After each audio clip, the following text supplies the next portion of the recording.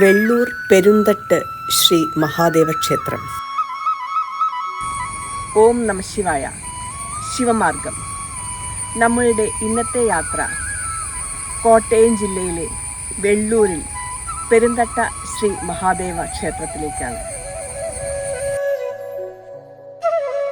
പ്രകൃതിയുടെ വിവിധ ഭാവങ്ങൾ കണ്ട് രസിച്ചുകൊണ്ട് ഒരു കുന്നിൻ നെറുകയിൽ വെള്ളൂർ ന്യൂസ് പ്രിന്റ് ഫാക്ടറിക്ക് സമീപം മഹാദേവൻ വിരാജിക്കുന്നു.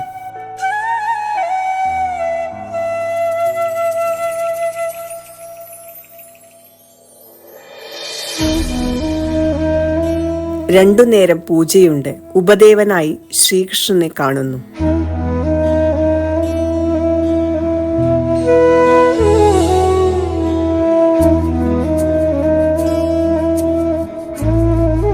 കിഴക്കോട്ടാണ് ദർശനം. മൂലക്ഷേത്രം അഗ്നിക്ക് പണ്ട് ഇരയായിട്ടുണ്ടത്രേ.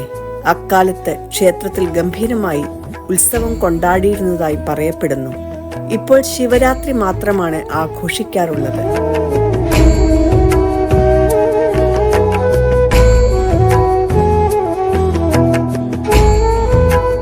നാട്ടുകാരുടെ കമ്മിറ്റി ക്ഷേത്രഭരണം നടത്തിവരുന്നു.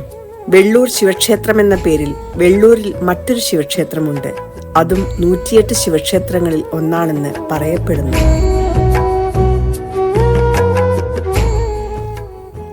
ക്ഷേത്രത്തെപ്പറ്റി പറഞ്ഞു കേട്ടിട്ടുള്ള ഒരൈതിഹ്യം ഏതാണ്ട് ഇങ്ങനെയാണ്. തെക്കുംകൂർ രാജാവിൻ്റെതായിരുന്നു ക്ഷേത്രം. ചങ്ങനാശ്ശേരി, കാഞ്ഞിരപ്പള്ളി, തിരുവല്ല, കോട്ടയം എന്നീ പ്രദേശങ്ങൾ അധീനതയിലായിരുന്ന കാലത്ത് കൊച്ചി രാജാവിൻ്റെ സാമന്തന്മാരായിരുന്ന അവർ തിരുവിതാംകൂറിന് എതിരായ യുദ്ധത്തിൽ പരാജയപ്പെട്ടു. ക്ഷേത്രം തിരുവിതാംകൂറിന് കൊടുക്കുന്നത് തെക്കുംകൂറിന് ഇഷ്ടമില്ലായിരുന്നു. തോൽവി ഉണ്ടാകുമെന്ന് തീർച്ചയായപ്പോൾ അതിനു മുൻപായി ക്ഷേത്രം ചാലിയപ്പുറം തിരുമേനിക്ക് ദാനം ചെയ്തു. തിരുമേനി മഹാദേവനെ ഭജിച്ച് ക്ഷേത്രം പരിപാലിച്ചു പോന്നു. അപ്പോഴേക്കും മാർത്താണ്ഡവർമ്മ മഹാരാജാവ് തെക്കുംകൂർ പിടിച്ചെടുത്തു കഴിഞ്ഞിരുന്നു. ക്ഷേത്രം വിട്ടുകൊടുക്കാൻ തിരുമേനിയോട് ആവശ്യപ്പെട്ടു. തിരുമേനി വിട്ടുകൊടുത്തില്ല. അത്രയ്ക്ക് ഭക്തിയായിരുന്നു മഹാദേവനോട്.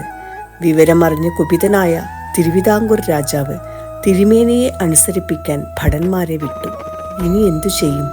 തിരുമേനി ക്ഷേത്രത്തിൽ തീവച്ച് ക്ഷേത്രത്തിനുള്ളിൽ ആത്മഹത്യ ചെയ്തു എന്ന കഥയും പ്രചരിക്കുന്നുണ്ട്. ഐതിഹ്യ കഥ പൂർണ്ണമായി വിശ്വസിക്കാൻ ബുദ്ധിമുട്ടുണ്ടെങ്കിലും കഥയിൽ സത്യത്തിൻ്റെ മിന്നലാട്ടം ഉണ്ടായിക്കൂടുന്നില്ലല്ലോ.